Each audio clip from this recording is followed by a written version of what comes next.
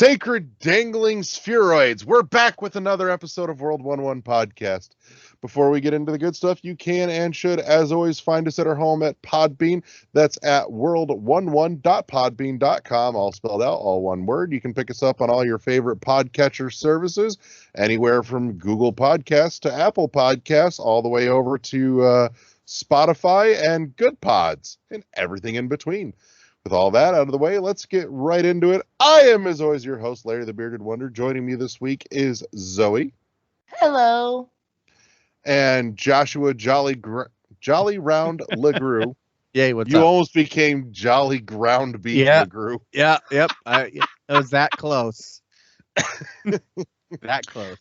I'm so jealous. I don't ever get a cool nickname. It's just Zoe. And I'm like, I want a cool nickname too.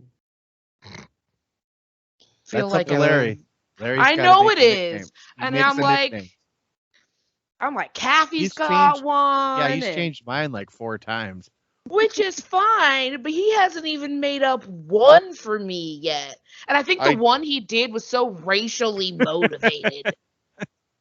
Had nothing to do with race. It had everything to do specifically with hairdo. Oh, yeah, because my hair was all puffy. Yeah. And then you made a big stink about it. And when you make a big stink about something, that's how you get a nickname around here. You make a big stink about something. the Fro. Jesus Christ. You make a big stink about something, and then he'll make it your nickname. I think he actually was like, seriously, like, that's what we should call you. And I was like, if you want to remain alive, you're not gonna. Well, let's dig right in with, oh my God, video games. Josh, what the hell have you been playing? Still playing Mass Effect 2. I don't know if I talked about that. I think I did. That I finished 1. I'm on to 2. I'm about halfway through 2. I forget how much of that game I actually forgot. Like the actual story part of it, going like the main overarching story you remember, but yeah, just the details get lost. And how good that game really is. So with the Legendary Edition out, I'm just like, I'm gonna dig back into this. Played a little more of 12 minutes. I actually am really liking that game, but I'm a very old school PC gamer, point and click. So I can see where that game was going to piss some people off from just the repetitive nature of it. Also, with a controller, it's definitely made for a PC because you have to put you have to put the cursor right on somebody and stuff like that. So that kind of stuff, I'm digging it. I'm not like head over heels with it, but I really love the idea. I like the game idea, the mechanics of it too. So those are the 2 games I've been really digging into, but got some retro stuff I'm going to be digging into this week, I think. Nice. I was going to ask if you were playing 12 minutes on console or PC, but yeah. On console, yeah. I don't have, here's a spoiler alert. My PC is very old and it does not play games anymore. Except for like Doom and other things. And not Doom 2016. We're talking about old school Doom. Right. Yep. Zoe, what have you been playing? You live with me. You know I've been playing a whole hell of a lot of nothing. Yeah, I know. It's been a little rough around our house the last couple of weeks. There's just I started back at work. So much. Yeah. And if you're listening to this, respect fucking teachers. Like, you don't know the shit that we put up with. Like, if you just think, oh, they're babysitters, you could just take all your shit, pack it into and just fuck off. I have respect for anyone that works with smaller humans than me. Because, like, the shit that we put up, like, I don't even mean kids. Yeah, I know. Like, the kids, the parents, I know. And the kids and some of the parents. And I can't say all the parents, but then, like, I get to parents who are like, I don't even know what to do with my kid. I'm like, if you don't know what the fuck to do with your kid, how am I supposed to know what to do with your kid? It's your kid. Like, why is this my job now to, like, have to deal with this? So my sanity is hanging on by a very, very thin thread. You look sane enough. Well, thank you. You also look like you're kind of fading into the painting in the background on Skype. As do you, Larry. I know. I was a little lean. I always think of, when I see Zoe's background like that, I think of in it's MCU movie. Gosh, why can't I think of it now? With Benedict Cumberbatch, you know? Oh, Doctor Strange. Doctor Strange, like at the end, like when he's like I just like that kind of like nebulous background, you know, Dormammu. when he keeps repeating. Yeah, I've come to bargain. Yeah, that's all I see right here, right now. I mean, I picked it because it was the Bi Pride flag colors. There was a whole bunch of like LGBTQ stuff, and I was like, "Ooh, this one looks cool." Okay, now I see what you're saying, but I didn't really get it because that's just me. I'm thick, so. No, it's okay. See, that background reminds me of like the 80s, 90s Dixie paper cups that you kept in the bathroom. Oh my God. Actually. It's like a close-up of one of them. Yeah. Changing my background now. It's not a bad thing. It just reminds me of that. Now, I remember going through those cups as a kid, and like we would use them too fast, and then my mom would yell at us. Right. It's expensive. Don't use them so much. Well, I'm getting a drink of water. You can use more than one. You can use a cup for a whole day. So Larry, what have you been playing? I've continued to not as heavily this week. Things have been chaotic, but I have continued to dink around with the sequel to the game that we do not talk about. Let's see what else. Oh, I did actually piss around with 12 minutes for a little bit. I mean, just a very little bit, just enough to know that, you know what? Yeah, no, this is set up like old school PC point and click, but on a console. But the problem is that there's been other games that have done that better. Like there's a lot of things that could have been done to optimize that. I agree with that.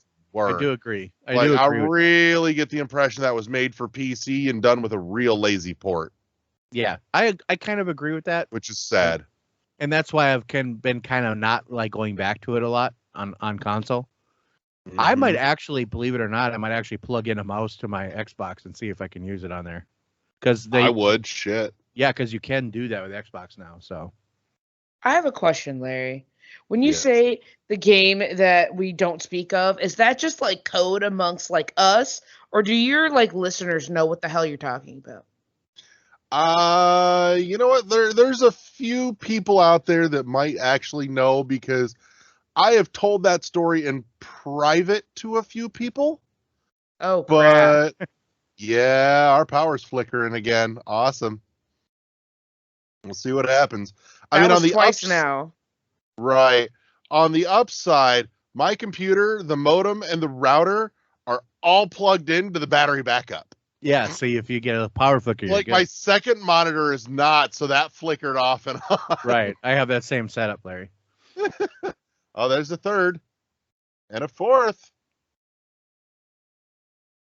So, but in any case, I've told that story in private to a few people. I have never publicly broadcast that story.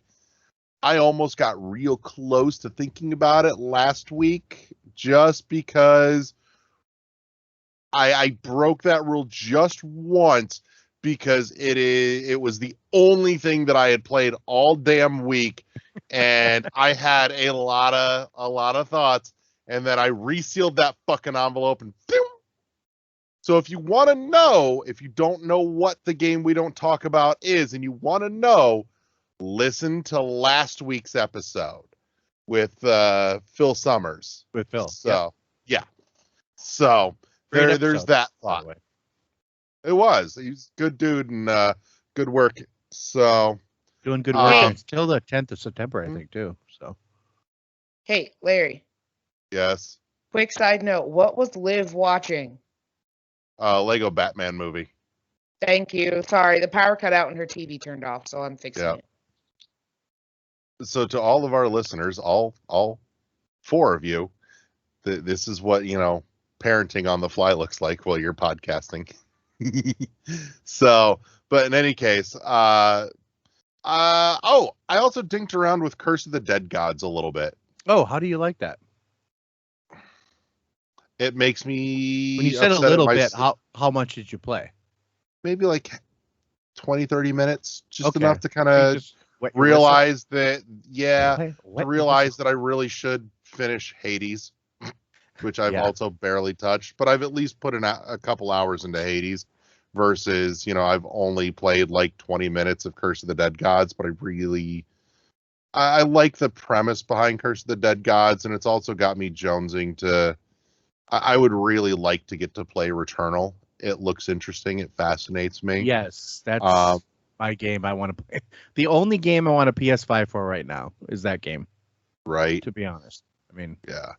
That said, there's a couple of games that have very rapidly and heavily hit my wish list over the last week or so.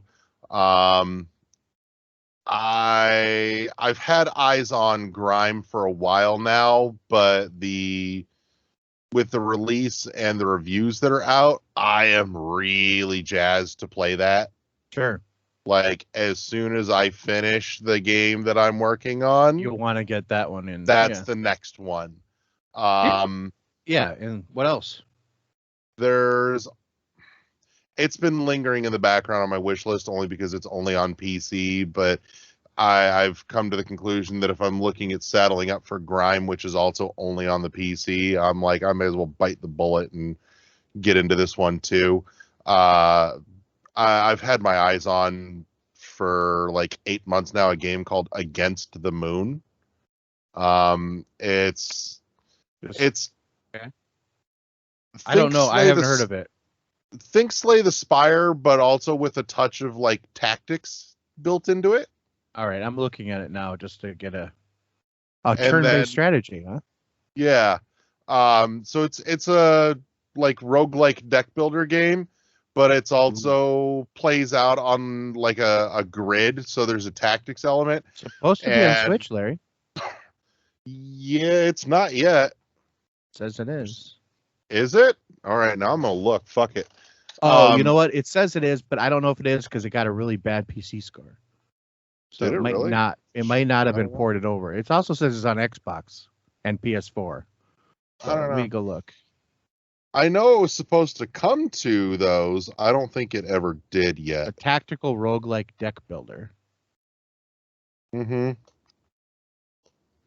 But one of the things looks interesting, that's for sure. Yeah, I think you're right, Larry. It's not anywhere else yet. One of the things that grabbed my attention though was that like the card upgrade mechanic in there, unlike Slay the Spire, it allows you to have like forking directions for how you upgrade your cards. Sure. So, it's kind of like the Eevee Pokemon evolution thing, where it's like you can choose to do this thing or this thing or this thing with your upgrade. Which would you like to do? Rather than just going, upgrade your card, here's the upgraded version. Okay. So that fair. caught my attention. Yeah, it's different. Yeah. So there's those. They're on my list. They're basically next in line. And then obviously today's news got me really excited. And Blasphemous 2. Yeah, buddy. The Wounds of Evertide DLC is coming for free in December, which will be the final chapter of DLC for Blasphemous. All of which has been free, by the way. Which is awesome. It's baller. Fuck yeah. Shout out to companies like the Game Kitchen and Motion Twin that have done so much good free DLC for their game to continue to support. But yeah, and if you haven't seen it yet, I'm gonna throw a link to it in the show notes. Go watch the trailer they released today for the Wounds of Evertide DLC, because it is all this just gorgeous animated spectacle, and I'm like, my God, I need I need like a Netflix series of this animation, please. Not to mention, honestly, that world is ripe for that kind of storytelling, like all of the Castlevania series on Netflix. Yeah, it's got like, a good. I need It's got a good series of story. that. So Yeah, but it's got a good story, a rich world. I was well disappointed. They say it's coming in 2023, so yeah, a ways off. And yes and no. I mean, it's also full sequel too. So if you figure they finally are just finishing the end of Blasphemous 1, and you're gonna get ready for a full sequel, a 2-year turnaround on development time is not a grievous ask. And I'm guessing they're probably already making it, so more than likely. Yeah. Speaking of Blasphemous 2, I have a subtitle for this game already like picked out in my head, and I want it to be that. I want it to be something like, Blasphemous 2 Eternal Penance. Yeah, something like that. I feel like that's a very appropriate title for that. So, I don't know. A big part of me just wants it to have a really kick-ass subtitle. Something that just leans into it. So, but that's kind of been what I've been playing. I don't remember. Maybe have I been playing anything else? I did download the demo for Route 96 as well, but I haven't cracked it open yet. No. Oh, no. I did also piss around with some Ender Lilies again, too. Oh, okay. So it still proceeds to, kick my ass, but it's still cool and fun, and I want to finish it. Hey, as long as you're having fun, that's all that matters. Mm-hmm. I'm going to have to finish it eventually if I ever want to achieve my new life goal of playing and beating every Metroidvania. Yeah, good luck. Your microphone is off there, dear. No, you got to put the boom down. You were saying brownie hasn't even taken effect yet. But I was gonna say that would be your life's goal. Hey, you know what? There's worse things I could aim to achieve. Gotta have goals. So, but yeah, that's kind of where it's at for me this week. It's been a light gaming week. Tragically, it's just been a real heavy life week lately. Hey, so yeah, it's the real sad part about getting older that no one tells you. No, everybody tells you. You just you don't listen. Wrong. You're just like, no, I'm not falling for it. Right. But you do, because you need a house and you need a place to live, and that's just the way it works. Pretty much. I'm also super excited for tomorrow morning because I'll get a new Metroid Dread trailer to be excited about. Yes, we got another one too last week, which is pretty decent. Yeah, I was very surprised too that at the end of the Dread report last week, they're like, and we'll be back on the 27th in just a week with another trailer. It's like, how much are they going to show us of the game? I guess they only have a few weeks left, so. Right. Yeah, just a hair over a month now. Yeah, 5 weeks. And even with everything they've shown, they simultaneously haven't really shown a ton either. Countdown to my birthday, because it's 2 days after my birthday. That's when it's coming out. So. That's how I keep track, because I'm a very simple man, so that's just stuff I like. Apparently, I was told once that game comes out, he's going to lock himself away for days, and apparently I'm just supposed to take care of everything. Not just, for like days in terms of like I'm going to be gone for a week kind of thing. All I said is I'm going to cease to exist for about 2 days. That's 2 days too long. The last time I did that was Gears 3, I think, when I just disappeared. Wow, that's been a while. Yeah, it just disappeared, and I just was being fed beer from another room. I don't know where it came from. But I just played the camp showing up. Yep. And I played the campaign, and then I got into the multiplayer, and I just played. Oh God. Actually, on a related subject, a throwback, I wrote a piece years ago, called The Perfect All-Nighter. That's somewhere in our archives in the Podbean feed. That's worth a read if that kind of thing is your thing. So like Mountain Dew and grabbing your favorite game and all that. Yep. I remember exactly what game it was too that I wrote about in that piece, or that I was playing that night that I wrote about.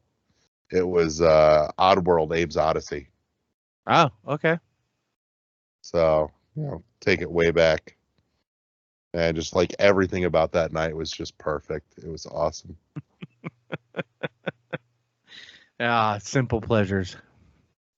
Right? It is. Like I have weird details from that night just locked in my head. Right. Like I remember just kind of the environment around me. I remember, like the weather outside, how and it smelled and everything. Yeah.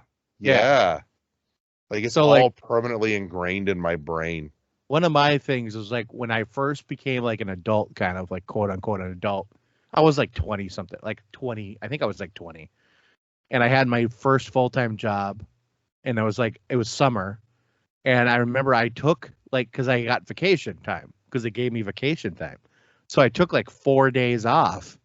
And I remember the night before, because I was like working and I'm like, I'm going to go home and do this. I went to the store. I bought like all my snacks, like 6 2-liters of Mountain Dew. And I just went into my room and I never left. I just went out to go to the bathroom, come back in, eat my snacks. My mom would come up like after about 48 hours. My mom's like, "Are you okay?" I'm like, "I'm fine." But I was just playing GameCube and just living the dream. So complete and utter side note, why is Mountain Dew just the gamer drink of choice? High copious sugar, amounts of sugar and caffeine. Sugar and caffeine, and not a lot of carbonation. So it when you're young, that's the drink. I mean, I used to drink that. If you're a white guy, you drink Mountain Dew. I mean, that was just it. Okay, I'm sitting there and I'm like, every gamer dude I know tells me, yeah, me and some Mountain Dew. And I'm like, what is this obsession with Mountain Dew? I just couldn't figure it out. I'm like, okay, now I know. As an older pre-diabetic gamer, I now drink Mountain Dew Zero. So does Larry. I love that stuff. I'm starting to like it. It's way better than Diet Mountain Dew. Amen. As someone that has the ability to drink regular Mountain Dew, I'm even like, you know what? This isn't too bad. I don't really have any complaints. It's definitely got a thing of its own, but it's not terrible. No. I would say, all things considered, it's pretty damn close. Agreed. So, and for me, Mountain Dew was always a thing just on terms of taste. Yes. Preference. Yeah. So we used to drink about a 2-liter when I was back in the day. I do think it's just also a gamer thing, because my ex was a huge gamer. He drank Mountain Dew. So anytime we went to the store, our house was full of Mountain Dew. And then Larry likes Mountain Dew, and LaGrew likes Mountain Dew. I need to go on our Facebook chat and be like, how many of you, your pop choice is Mountain Dew? And I bet you it'll be everybody but me and Kathy. Watch, Kathy's going to be like, yeah. She loves Mountain Dew too. Kathy was like, I bet you she does. I'm putting this in the chat. Kathy's the type that likes Mountain Dew. I could see it. Yeah. Solidly. Yep. But yeah, so that's what I've been playing. Also, Against the Moon is on sale on GOG right now too. Oh yeah, I saw that too. I think it's solid. $10. Yeah, it's solid. So there's that. If we weren't super pinched right now, I wouldn't hesitate to pull that trigger. Right. So, but yeah, so that's what I've been playing, which means I think we're at a point where we should maybe go check in with Hard Copy Hounds for the Hard Copy Hounds report. Definitely. And we'll come back for the third half of this show and get into a rather serious topic this week of discussion, and we'll do all that right after The break! Welcome to Hard Copy Hounds, powered by World 1-1 and sponsored by Premium Edition Games and their upcoming Series 3 release, Cathedral. Let's get into the Hard Copy Hounds report. Starting out with LimitedRunGames.com, you can currently pick up and or order your copies of the following: Blood Rain, Betrayal, Fresh Bites on the Switch and PlayStation 4, with open pre-orders going live September 3rd and running through October 3rd. Double Dragon and Kunio-kun Retro Brawler Bundle on the Switch is an open pre-order till September 12th. Dusk for the Switch is an open pre-order till September 26th. Haven for the Switch, PlayStation 4, and PlayStation 5 are an open pre-order till September 19th. One Step from Eden for the Switch and PlayStation 4 is an open pre-order and goes live on September 10th till October 10th. Quake on Switch and PlayStation 4 is currently an open pre-order till September 26th. River City Girls for the PlayStation 5 is in an open pre-order till September 12th. Shantae, Half Genie Hero for the PlayStation 5 is in an open pre-order till September 26th, as is Shantae and the Pirate's Curse for the PlayStation 5. Taking a look at Limited Run Games distribution line, you can currently order and pick up your copies of Neon Abyss for the Switch in open pre-order till September 26th, Shadows of Adam for the Switch and PlayStation 4, the Falconeer Warrior Edition for Switch, PlayStation 4, and PS5. The Town of Light on PlayStation 4 is an open pre-order with 2,500 units available worldwide. Victor Vran Overkill Edition for the Switch and PlayStation 4. Death End Request on Switch is in hand. Hyperlight Drifter for the Switch is also in hand. Harvest Moon One World for the Switch is currently in an open pre-order. Billion Road for the Switch is in hand. Holy Potatoes Compendium for the Switch is in hand, as is Reigns of Ruin.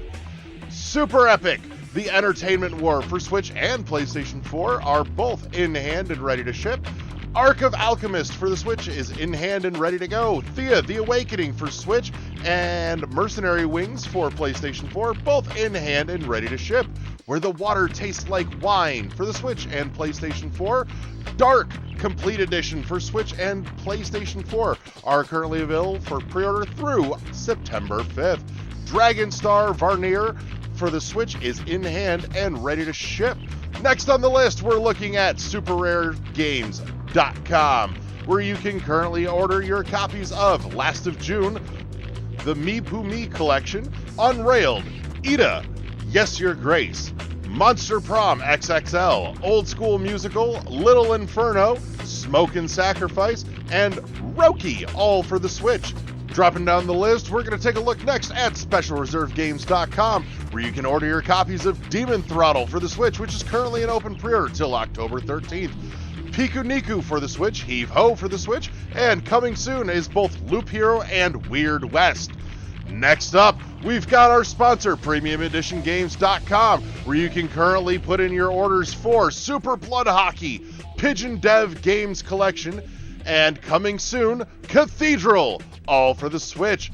Next, we're going to take a look at StrictlyLimitedGames.com, where you can currently order copies of Rolling Gunner plus Overpower for Switch and PlayStation 4, Spelunker HD Deluxe for the Switch and PS4, Speed Limit for Switch and PlayStation 4, Clockwork Aquario on the Switch and PS4, Last Labyrinth for PS4 only, Bubble Bobble 4 Friends, The Baron is Back for both Switch and PS4, Darius Extra Version for the Genesis and Mega Drive, A Magical High School Girl for the Switch, Darius Cosmic Revelation on Switch and PS4, Turrican Anthology Volume 1 and Turrican Anthology Volume 2, both for PlayStation 4 and the Switch. Mega Turrican Director's Cut for Genesis and the Mega Drive. Super Turrican 1 and Super Turrican 2 copies are available for the Super Nintendo and Super Famicom.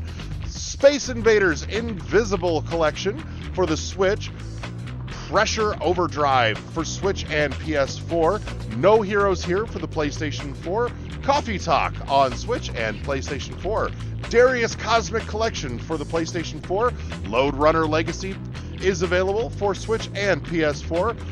Necrosphere Deluxe for the PlayStation 4, and The King's Bird for PlayStation 4. Looking at Strictly Limited Games Partner Store, you can put in your orders for Connect Tank for the Switch and PlayStation 4, Star Renegades for Switch and PlayStation 4, Witch Spring 3 Refined for the Switch, Wonder Boy Asha in Monster World for Switch and PlayStation 4, Cotton Reboot on PlayStation 4 and the Switch, Root Double for the Switch, Ys Origins on PlayStation 4 and Switch, Crosscode for the PlayStation 4, and Umihara Kawase Bazooka for Switch and PlayStation 4. Sliding on down, we've got, next on the list, IAM8bit.com, which currently has available Mutazone on PlayStation 4 and Switch, Spiritfarer for the Switch and PS4, Disco Elysium Final Cut Collector's Edition on PlayStation 5, Ori Collector's Edition for the Switch is currently in an open pre-order, Manifold Garden for Switch and PlayStation 5, Etherborn on the PS4 and Switch, both for the Switch, Spinch and Grindstone, Rez Infinite Eco Forward Edition for the PlayStation 4, The Pathless on PlayStation 5, the Annapurna Deluxe Edition for PlayStation 4, Untitled Goose Game for Switch and PS4, both for the PS4, Wadham and Inside, Gone Home on the Switch, Mega Man X for the Super Nintendo. Moving down, we've got SignatureEditionGames.com coming in with copies of 30-in-1 Game Collection for the Switch, Alex Kidd in Miracle World DX for Switch, PlayStation 4, PlayStation 5, and the Xbox One, Origami 2 on PlayStation 4 and PlayStation 5, Bomber Crew on PlayStation 4 and Switch, Bounty Battle for Switch, PlayStation 4, and Xbox One, Brawlout and Candle, both available for the PlayStation 4, Children of Morta on Switch, PS4, Xbox One, and PC. Cloudpunk is available for Xbox One, Switch, and PC. Darkest Dungeon and Dead Cells, both available for the PlayStation 4, with Dead Cells also being available for the Switch. Dungeon of the Endless available on Switch and PS4, For the King on Switch and PlayStation 4. Frostpunk available both for the PlayStation 4 and the Xbox One. Hellpoint currently available for Switch and PS4. Hero Defense you can grab your copy of for the PlayStation 4. House Flipper has copies available on Switch, PS4, and Xbox One. Instant Sports Summer Games is available on Switch. The Long Reach for PlayStation 4, Harvest Moon on Switch, Moonlighter for PS4, Northgard for Switch, PS4, and Xbox One. Riot Civil Unrest for the PlayStation 4. New this week is Road 96 for the Switch, Runbow on Switch and PS4. Sparklight is available for Switch, PlayStation 4, and Xbox One. Spirit of the North available on PlayStation 5, PlayStation 4, and the Switch. Stranded Sails for Switch, PS4, and the Xbox One. Streets of Rage 4 is currently available for Switch, PS4, Xbox, and PC. And brand new, the Streets of Rage 4 Anniversary Edition, available exclusively for the Switch. Terraria is available on PC only. Ultimate Chicken Horse, a Nayversary Edition, available for the Switch. Unbox Newbie's Adventure for the PS4, Valfaris and Vaporum both on the Switch, and rounding out SignatureEditionGames.com is Yonder, the Cloudcatcher Chronicles for Switch, PlayStation 4, and PlayStation 5.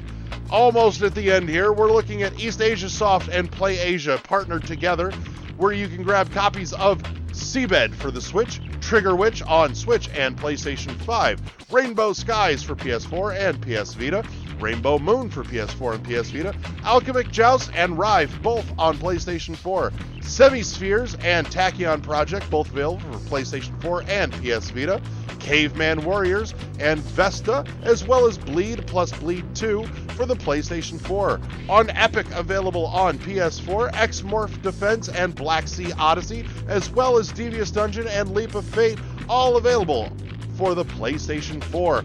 Ball of Light Darkest Edition on PS4. Panty Party Perfect Body is available for the Switch, as is Murder by Numbers, Morio Crystal H, If My Heart Had Wings, and lastly, Distraint Collection, all available on the Nintendo Switch. And last on the Hard Copy Hounds report this week, we're taking a look at Fangamer.com, which currently has available copies of Bugsnax for PlayStation 5 and PlayStation 4, right now in an open pre-order. Later Alligator for the Switch, Stardew Valley on Switch, Hollow Knight for both Switch and PS4, Undertale on Switch, PlayStation 4, and PC, Slime Rancher with copies available on the PlayStation 4 and Xbox One, Spelunky on PS4 and PC, and last but not least, Hyperspace Outlaw for the Switch is currently in an open pre-order from Fangamer.com. And that's the Hard Copy Hounds report.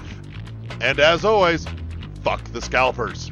And we're back with the third half of the show. This week we're going to deep dive into a current semi-hot button topic. It seems to kind of be flashing in and out of the news cycle here over the last several weeks. This week we are taking a look at media and journalism's responsibility and culpability for the present Activision, Ubisoft, Blizzard situation, and what their role in it and level of responsibility is. So let's start with a quick primer, because this is something we don't tend to do a whole lot of anymore in terms of news of the week, but just to kind of bring the details a little bit up to snuff here. Specifically in regards to Activision Blizzard, the state has filed charges against Activision Blizzard for workplace environment, professional workplace discrimination, allegations of sexual harassment, misconduct, and then there's also, up to including the death of a woman who took her own life due to the treatment that she received working there in that environment. Now, additionally, to further bring a few details up to present for those not entirely in the loop, additional charges have been brought. It's either additional charges have been brought or the charges have been updated and amended to include that Activision Blizzard has not maintained standards with records keeping, including shredding documents that could and likely were evidence of the charges being brought against them. And just today, as of recording, the newest stupid thing to lump into this, and we'll talk about how this all kind of ties together in a deeper way, but the Overwatch character McCree, the cowboy, it was announced. Yeah, that was just today. Yeah, it was. It was announced that they will be changing the name of McCree canonically in game because he was named after a Blizzard employee who is now no longer with the company, though it has not been said, I don't believe, whether their parting of ways had anything to do explicitly or directly with allegations of misconduct from McCree himself. Right. So that's kind of the short Reader's Digest version. And I know I mentioned Ubisoft as well. There is a whole heap of bullshit fuckery that's been going on with Ubisoft over the last several years as well, but there hasn't been a whole lot of recent conversation on anything happening over on that side of things. But know that there are not terribly dissimilar things happening and have been happening at Ubisoft for years as well. But tonight's conversation, though, let's dig in. The question I pose to you is, knowing that this has been going on and known about for years, bordering on close to a decade, how much responsibility lies at the feet and rests on the shoulder of games journalism media, mainstream media, how much of that is on their head? Yeah. I mean, So, I don't know. Like, who wants to start? Zoe, I'm going to toss it over to you to start. I was wanting to start anyway. So I find it funny that we're talking about this because it makes me think of God, what the hell, Newsroom, where he was talking about like the responsibility of journalists and what to report, and not because it's the, you know, hot next thing, but because it's the truth and people need to know. And I'm just like, I think a lot of people forget, or not necessarily forget, but just like, it sucks that news places are just run like any other business and they're trying to make money. And if it's not going to make them money, or, you know, especially not just not make them money, but can potentially make them lose money, they're not going to want to fucking do it. And so, yeah, they might have known about it, but, you know, that's when they could potentially call and be like, hey, I've got this dirt on you that I could or could not put out there. What are you gonna do about it? And it just kind of sucks that they are able to kind of get that leeway. So I don't know if I find it the responsibility of just a journalist, because even if one journalist did, I feel, and like, let's say they went to the higher ups and they said no, they then have to choose between, do I keep my job, or do I leave this and then leak it? Like, there's a lot going into it. So I don't know if I necessarily blame journalists on their own, but I know I would definitely blame like news conglomerates in general. Josh? So I'm trying to like formulate my thoughts here. Like, I don't know if I blame the individual journalists either. But I do blame the system for which they work under, because what they do is they know things by virtue of talking to people. And if certain things are illegal or are harming others, they should come forward with them no matter what, right? And so I think that maybe that's the portion we need to talk about more. Like if they knew like like sexual impropriety was going on, or harassment of women, or anything, even if they heard an inkling of it, why wouldn't they bring it to the attention of, or even if maybe they did, we just haven't heard about it yet, but why wouldn't they bring it to attention of someone else?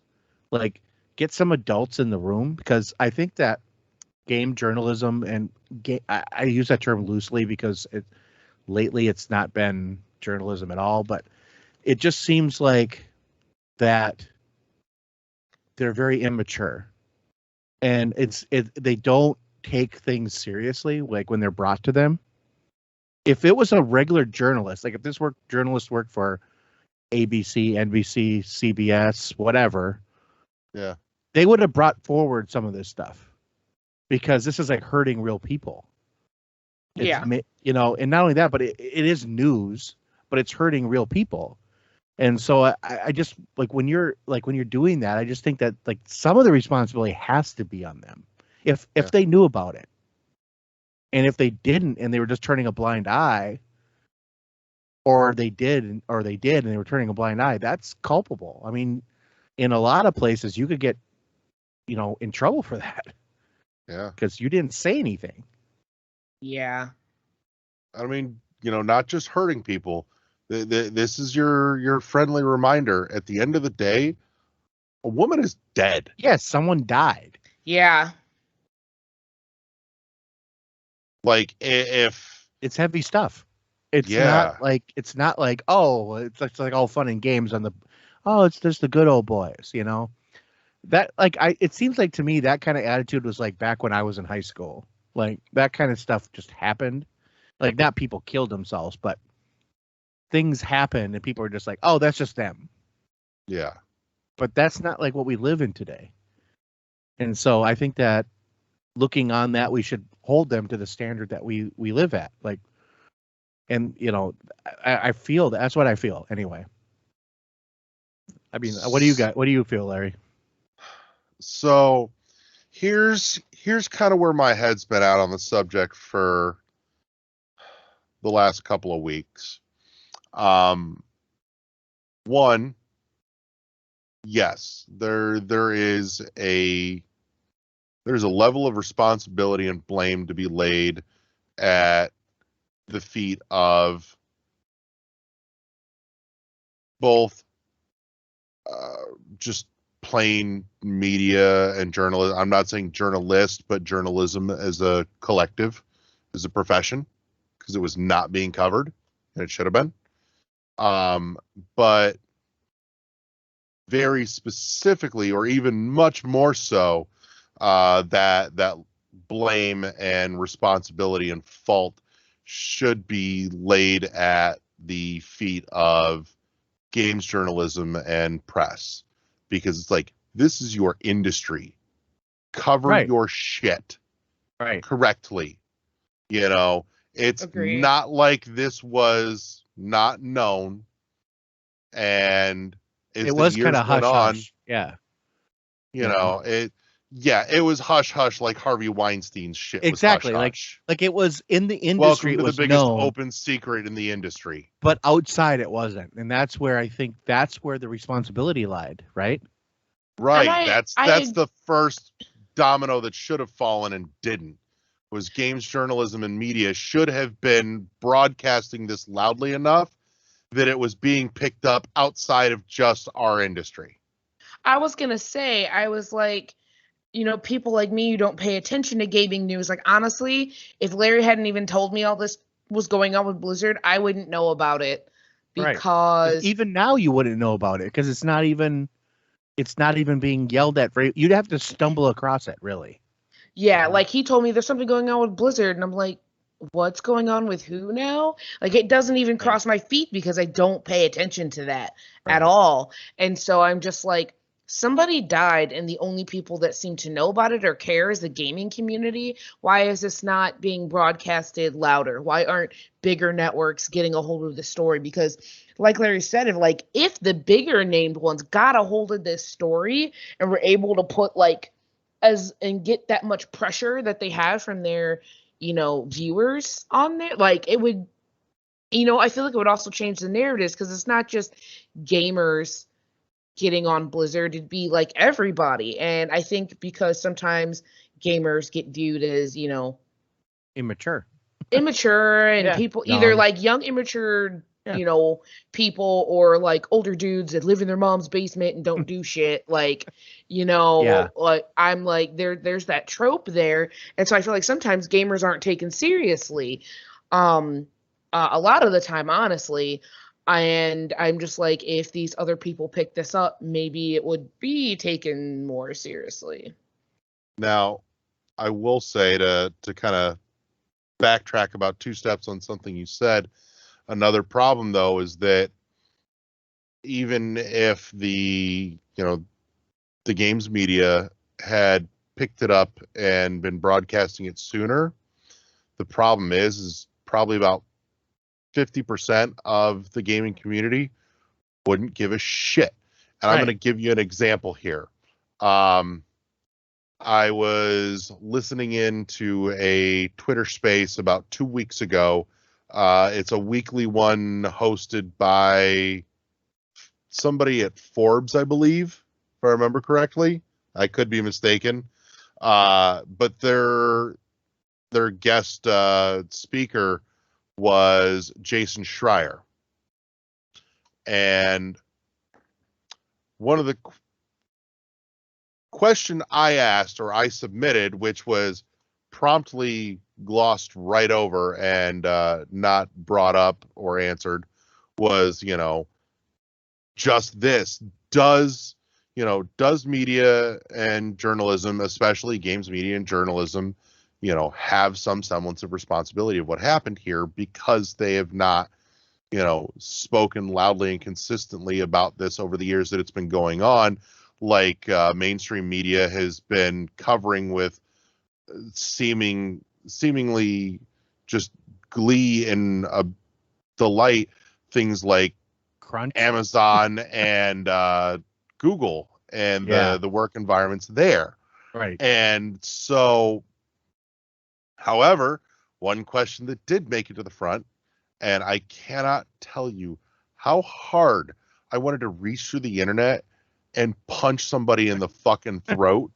Sure. Was this guy was past the mic so that he could ask Jason Schreier, do you think that this is going to affect the quality of Blizzard's upcoming releases?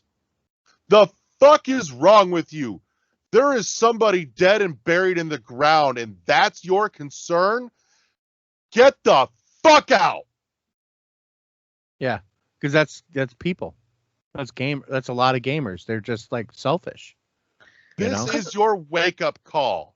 If that is your priority, and don't get me wrong, I very much consider this, if not just my passion, my industry, my wheelhouse. Even though I may not necessarily be gainfully employed in it, I still kind of exist in semi sort of work here. And guess what? You have just become the worst representation of all of us as a whole. And I say this with all due love, care, and affection. But if that's your question and that's your genuine concern, you should have been aborted. Fuck off this planet. And get the fuck out of my community. Yeah, go ahead, Zoe. I was just going to say, like, that, okay, and I don't know if this is just, like, apathy setting in with just how, like, the world is, but, like, that's all I think, and I'm like, I'm not surprised. Everyone cares about themselves, and everyone cares about, I feel like, how much money they make. And I'm just like, not to, like, hop on that, like, wagon for a second, but, like, I'm going to derail and talk about this whole thing with COVID, and I'm just like, you know, I just feel like they don't care about someone dying. They're like, oh no, is someone dying gonna hurt my profits? Like that's what we're worried about. That's our priority. Like what the like I can't even process that somebody would care more about the money being lost than the fact that, oh no, these actions caused somebody to die. Like I just don't get it. But like to me, I'm like that's kind of how I feel the world is going at the moment. Excuse my apathetic mood. No, it's understandable. It's not even apathy. It's just, I think it's burnout. Just general disgust and burnout of what's happening, especially in the United States. There's a lot of things happening that, like, obviously maybe the individual, it starts with the individual, but it gets into these big groups and everyone just gets polarized, and we just get sick and tired of talking about some of the stuff. And I understand that one comment from maybe a different point of view, Larry, is like, maybe that person, like, gaming is their only release from whatever hell they're living every day. And maybe he's thinking, it's worded poorly. It's not right. And it's terrible. And I would agree with you that person probably is not have his head in the right place, or her head, or whatever. But do you really think, like, I don't really think that, I really want to think the best of people, and I don't think people really think that. I just think that maybe in the context of the gaming sphere, that maybe that's what they were thinking about. God, I hope so. Right. You know, I hope that maybe that's just like, I've said shitty stuff that I don't really like, even like 20 minutes after I say it, I said, I can't believe I said that, you know, because that's not representative of me. Yeah. And maybe it was taken, especially on the internet, maybe something's taken out of context, or just kind of like you're not, you know, really thinking about it. It's hard though. But I mean, back to the whole thing of like, that's part of the reason maybe that they didn't answer the question, is because they don't want to take any responsibility for it. And that's part of the problem, right? Yeah. I mean, in reality, that's the problem, is that no one wants to say, oh, I'm to, like, not to blame, but like the buck stops here. And then, you know, let's move on. But you're right, though. I take responsibility for that. And then let's move on. Because we can change it if we, like, own it. But it's hard to change when you don't own it, because you're always blaming someone else. If it's always someone else's problem, how are you going to change it, right? Right. Honestly, as a teacher, I see that so much in like the youth. So let's say student A is doing something that is bothering student B, Right. and then student B is upset about it and says, "Hey, I don't like this thing that you're doing." Student A usually yells at student B for being so sensitive rather than being like, "Oh no, I'm I did sorry. something, Yeah. that upset you. I'm sorry." And I'm like, no one wants to be the bad guy. No one can be the bad guy. I feel like everyone's walking around like their shit don't stink. And I'm just like, Right. can we humble ourselves just a little bit and realize It's just like part as of the much narcissism that we're in now. yeah, yeah. that's it. And like, don't get me wrong, I still think I'm the shit most of the time. We'll go with that. I think I'm the Well, you shit are most of probably, the time. but yeah. Hey, I said I think I'm the shit most of the time. Like I am the shit all the time, but sometimes my brain be like, I don't know about Sure. today. But anywho, everyone's walking around like they're the best person alive and nothing they do could possibly be wrong. Like I've had students literally do shit they know is wrong. I reprimand them and then legit with all seriousness look at me and go, "What'd I do?" And I'm like, do you really not like better? You're not dumb, Sure. but they just don't care because it's like, well, I did it, so I'm fine. Or if no one like directly gets injured, Right. they don't care. And to them, feelings is not injury. They're just being soft. And I'm just like, what? What in the fuck? Like, if this is our future, like I feel like Gen Z. I was like, okay. I felt like they were like just maybe too far one way and just like extremists. But I was like, okay, you've got maybe some good ideas, but y'all go to the extreme of all the shit. But then after them, we got a generation of people that just don't give a fuck. And I'm just like, if that's the generation that's got to take care of me when I'm old. And I feel like my parents said the same shit. Yes, they do. But And what you're describing is what I've been like researching actually for a long time now is a generational shift where every generation blames the generation younger. It happened with like boomers blamed my generation. The Gen Xers were really blamed. Gen Xers blame millennials. Millennials blame Gen Z. It just goes and like as that evolves. So for example, like my grandparents called World War II the good war. Like that was a good war. And like we look back on that now, we're like, that's terrible. It was terrible. Millions of people died. Yeah, but it was a good war to have because we needed to have it. And so that generation, like when you're looking back on it, it doesn't translate to the present. And so every generation does that. It's like this looking back thing. And we don't really look forward. It's really weird. We don't look forward to the next generation. We're not saying but as they age and mature, they're going to do the same thing. And so I think it's important to realize that they'll change too. Hopefully they change for the better because of the lessons we learned today. That's why it's so important to teach these people that this stuff is bad or that this idea is wrong so that when they get to be older and they can teach the younger generation, right? So some of that's been lost a little bit, but like that's what I'm like this whole thing with journalism, it kind of brings it all back because when you're looking at that, were they ever like journalists because game journalists were maybe thrown to the wayside a little bit that they didn't think they really had a seat at the table. So maybe they just thought that generation, because game journalism, like games really only came about in the last like 40 years or so, that they're really here. And so they're trying to find their place. And maybe we need to hold them to a higher standard too and say, hey, you have responsibility that you don't even know you have. And even if you don't want it, you have it. And so what do you do with it? And maybe we need to teach them that, hey, you need to, we want you to be more than what you think you are. And that could be a good lesson to learn. I would also just a related thought here. I would refer everybody to, and I will leave a link to it also in the show notes along with the other thing. a article or a piece that was written by Holly Green over on Paste Magazine.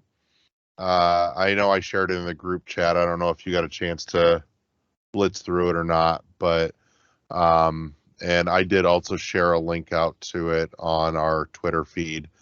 But it talks about the weird feeling of working in games journalism now and going, how do I do my job in the middle of some of this? Because, you know, Holly was speaking specifically about essentially covering and not review. What's the word I was looking for? Critique. I don't know. There you go. Critiquing the Diablo 2 Resurrected open beta. Yeah. You know, in a preview format. And it's like, it's kind of my job to do this, but is it okay to do this considering what's, you know, kind of intrinsically connected to it? And it does complicate things, but at the same time, you know, I don't know. And I can sympathize with Holly on those weird feelings. You know, it's like, what is okay? Yeah. Yeah. It's like, should I, or, you know, do we? And do you cancel a whole company out? You know, like, do you not do that stuff?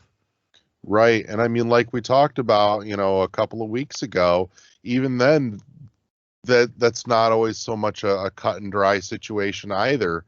Right. I just saw something crop up talking about the Overwatch renaming of McCree, and it was somebody, and I can't confirm, I didn't poke enough. It kind of passed my feed a little too quickly for me to sink my teeth into it a little deeper. But talking about the fact that, you know, all this backlash directed at, you know, the Overwatch team is misdirected because they didn't have anything to do with that part of Blizzard and da da da da da. And part of me is like, no, I get it. But one, from the outside looking in, sure, you're the Overwatch team, but that's still Blizzard, for one, which is also now still Activision. So, right. Two, looking from the outside in, how does anybody know that nobody on the Overwatch team specifically did or did not have anything to do with this shit? Yeah, you don't know. You know, additionally, you know, like, look, if somebody there obviously had enough of a friendship connection to, you know, the McCree guy on, you know, that was at Blizzard, that, you know, this character now needs to be renamed, then I don't know how much of that I buy, because it sounds like there's some connections there somewhere. Mm-hmm. And then additionally, the way that post rolled out bugged me, because it's like, yeah, we're changing the name, and don't worry, we'll make it make sense in the story and canonically. Yeah, I know. Right. Yeah. Instead of going, we are fully and wholly aware of the connection that this character's name has to this individual with whom there are issues. And that is like, you could tell that was very delicately worded press release to avoid talking about it and giving any semblance of oxygen or ownership as a company or as an agent or part of Blizzard to the issue at hand and what's causing it. And then additionally, I just found myself further disgusted rolling in the comments with, the majority of them, at least at a quick read through, were people getting upset about, or worrying about, well, how is this going to make fucking sense? How is this going to be the same character, but you're going to change the name? And it's like, I'm just like, if that's your concern, we have a bigger problem here. Yeah. Sorry. I agree. Plain and fucking simple. And if the person who, made said comment about the Overwatch team being wrongfully on the receiving end of this backlash ever happens to hear this episode, which I somehow doubt, but you never know. I won't write it off entirely, but I'm not knocking you, but at the same time, in the scope of everything going on, that statement alone does nothing to confirm or reaffirm any faith in me that the Overwatch team is completely free of anything going on here either.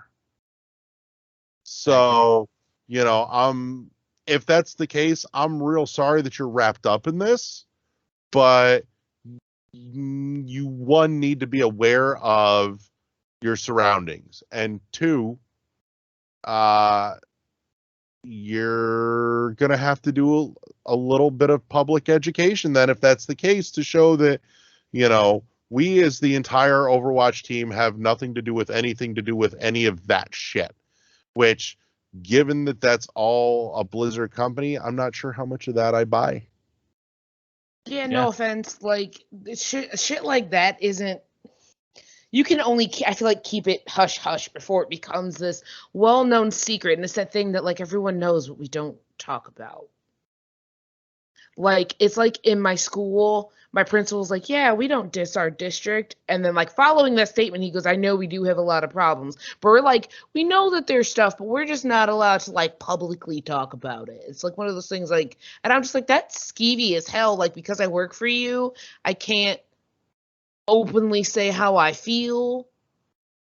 Like that, like, I mean, I get it. Trust me. Like, I get that there's a reason for that. You can't have employees bashing the company they work for.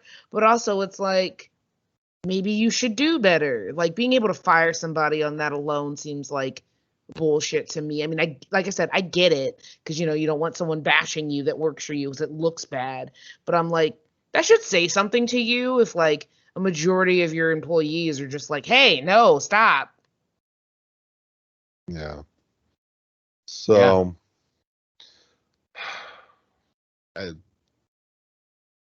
it needed to be talked about. The whole topic, frankly, depresses me. But it needed to be talked about, and I don't think I will shake it for a while yet. I will say, however, on that note, and it was also made mention of in the question that I threw out there that was never touched a couple weeks ago on Twitter in the space with Schreier, which that Schreier's its own topic for another day. But I did make mention, though, that Sterling has been covering this and screaming it at the top of their lungs for years now. And once all this popped off, frankly, I thought it was incredibly disingenuous and disgusting to me that in the blitz of this coverage, even though it flashed in and out as fast as it did, but in the blitz of this coverage, I had yet to see a single mention of Sterling's name and the fact that they've been covering this for years. Right. Like, you cannot say you did not know Yeah. Because if you genuinely did not know, you're an idiot and you suck at your job. The information has been freely out there for years. And if you did know and you did nothing, there's a dead woman's blood on your hands. End of the day. That's it. Which is the sad reality of that. But then, like, I know a bunch of people that will say, well, I didn't do anything directly and it's not my fault, and they will just run with that. And that is also the sad reality, that you'll have people that were like, well, I didn't directly do anything, so whatever.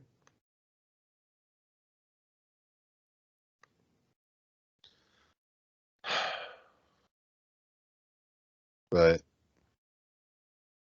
that's something they're going to have to live with. And I mean, I will freely admit to, the fact that it's not something that we really covered either, until this has come up. But I'm also not inherently looking to cover the story so much as some of the other issues behind it intrinsically.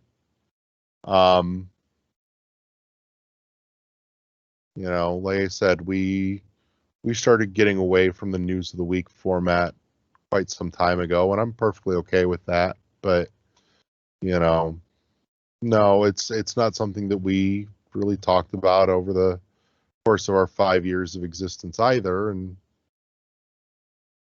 that bugs me a little too.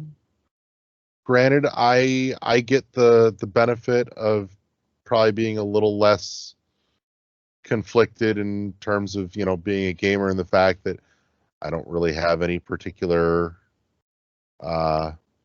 affinity or love for Blizzard's games or content. It's not my cup of tea. So I don't get stuck in that fandom predicament of I'm not stuck in the middle of the J.K. Rowling Harry Potter, predicament. Yeah. Sorry, it's an apt analogy. Sue me. Yeah, I know. No, it is. As someone who is an avid Harry Potter fan, I know, and you and I have had this talk. Identify as like cisgendered. I'm just like. I also think, hey, this is a whole nother podcast, or maybe we can edit this part out. But I think that a lot of JK's comments are taken out of context. Like, I don't think a lot of people understand what she's actually talking about. She's not being anti-trans. She's being pro-woman, which is different. Like pro-cis woman, which is different. And that's okay. I think both are valid. That's a different conversation, though, I think. Yeah, that's an entirely different conversation. I mean, I can make a comparison, but this probably isn't quite the forum for that. So I'll let that one rest. Like I said, it was the closest and fastest analogy I could pull. No, here. I hear you. Well, I was just gonna say, as someone who is a Harry Potter fan, and like my feelings for J.K. Rowling, my thing was like, when I got into this, was it, for her, or because I loved this world that got built? Now, do I try to go and do my best now to buy Harry Potter merch that is not tied to her? Yes, because Etsy is a wonderful fucking thing. So there's a lot of stuff that like I can find that money won't end up going to her. So I try to do that, but with video games, that's a lot harder to do. Oh, because, they're like, if I really want the books, I do not own a hard copy of the books, and I want them now. I know whoever I get them from. Thrift shops. Oh, I know. I just don't have them because I want them all like hardback and the pretty ones. I've seen them. You just have to keep going. I know. I'm getting there. You got to remember, thrift shops around you are way different than up here. True. But like part of me is like tied between like I really want these books, but I know because they're the books, if I buy them, like I have to support. So like it's really weird when it comes to stuff like that. So in that sense, I guess I could understand a gamer being like, but I really like this thing, but there's no way to get around paying this person for this thing that I like, even though I don't like the person. So it becomes this weird like separating the art from the artist type thing. Yeah. And the article, the linked article by Holly gets into some of that too. So for anybody listening, I do very strongly recommend getting into the show notes and checking out that linked article over on Paste Magazine. Holly did a phenomenal job. As a matter of fact, actually reached out to Holly. It was very last minute because that article came across my feed literally hours before scheduled recording this evening, and tried to get her to join us this evening. And from the sound of it, were it not for prior work obligations, she actually would have. So, and that maybe that's something too that I may look at pursuing down the line to see if she'll come on and speak on maybe a related topic or something close to. We'll see without necessarily just rehashing the whole conversation we've just had. Sure. So I think there's enough there to merit its own conversation, a little more specifically geared. So, but in any case, before we get too terribly long in the tooth tonight, I think maybe we've hit a good place to wrap for the evening. I'm going to toss it to both Zoe and LeGrew here. If you guys have any last words that you want to throw in. Just that, and not even just related to this Blizzard thing, like, we really need to work on being better people. And by we, I mean, like, we as, the human race, but I guess not race, maybe just, like, as Americans, because I only know my own country. Like, we gotta do better. Like, things like this can't happen, and we turn a blind eye to it, or say, well, that's not, happening to me, so I'm just gonna go about my day, or, is this gonna hurt my chances of getting a video game? Is this, gonna hurt my chances of, like, we gotta be better to each other and care more, I think. And so just watching this whole Blizzard thing unfold is just, I just shake my head, because I'm just like, what have we turned into? Like, holy hell. I feel like my ideals of how I think the world should be, just, caring for one another, are now just like crazy fantasies. So that's what I want to say. Be better to people. That's kind of like what I want to say too, is like, think of being, if you have the choice to be right or be kind, be kind. That's what if you're like talking to someone and you're right and you're right, but you could be kind and not bash them, do that. Start small, because that's how it works. Be neighborly, that kind of thing. Like, I think, like, when we started getting away from, as a society, like in the United States especially, we started getting away from like knowing people around us. It was just so easy to just kind of like, oh, they're not out like us, right? And when you do that, then you just don't think of them as people. And it's really easy not to be nice to people. And so I always think about, like, I'm talking to my grandma. So that's how I do it. And I make sure that I am actually talking nice to people. So I think if you start there, that's how you start with this, and you start changing everything. So that's what I would bring in there. So that's me. I'm going to close out with just a couple of thoughts that I have for whatever little it matters. One, nobody makes the gaming community look worse than gamers. Oh, that's true. Yeah. Fuck, it's awful. And it is not all gamers by any means. There's probably a solid 50-50 split, but man, that awful 50% just seems to dominate the microphone in the worst ways possible.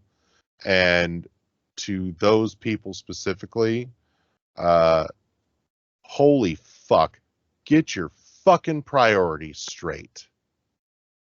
Beyond that,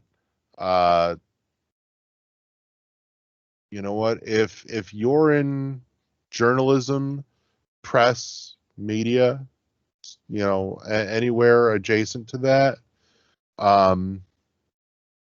frankly, pretty much every one of you dropped the ball on this. And I won't say that, I'm not going to say that in terms of absolutes.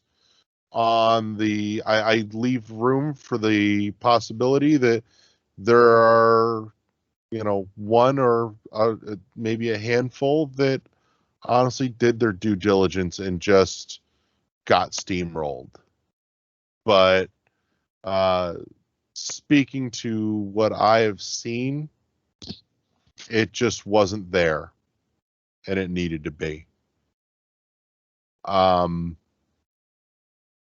that end, for anybody working in journalism, the newsroom should be required viewing.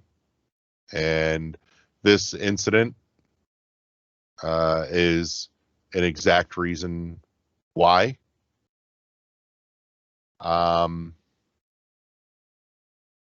And for those not in, it should also be required viewing because it'll tell you the standard that you should hold journalism and media to, honestly. So all the way around, there's a lot that needs to change to make it better. I don't know if it can ever be made right, but it can be made better. It needs to be made better. Yeah. So I know this is not our more usual lively, chipper conversation that we provide on a sort of regular basis. We're getting back to regular. Makes me happy. But it is a much more meaningful conversation that I am proud to have at least been a part of and to have the ability to put out and stand behind. So there's that takeaway at least. But that said, let's wrap this for the evening before I get too deep into my own head on that thought too. So thank you to everybody that joined us this evening for what we had to offer. I know that this was a little harder topic and it got a little heated for a hot minute or two there, but some things needed to be said, and I stand by our general candidness on our opinions. Part of the perks of being beholden to no one as it stands. So thank you to both my co-hosts this evening, Josh and Zoe, for joining me.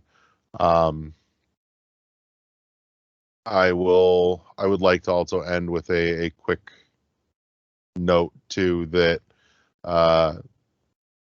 we are currently offering an open door access to our platform, however small it may be, to any of the Activision, Blizzard, Ubisoft employees that have been in the middle of this situation that would like to feel comfortable and feel safe to do so, to tell their story, to shed some light. That door is immediately and instantly open to you. So If that is you, and or if that is somebody that you know, do us a solid and hopefully do them a solid and let them know that we are happy to share what little platform and voice we have to offer. Our DMs are always open on Twitter. It's the easiest and fastest way to reach out to us and get a hold of us, at world11 or at world1_1 podcast on Twitter. My apologies. So yeah, we'll close it out there. Thank you, everybody, and good night. Peace.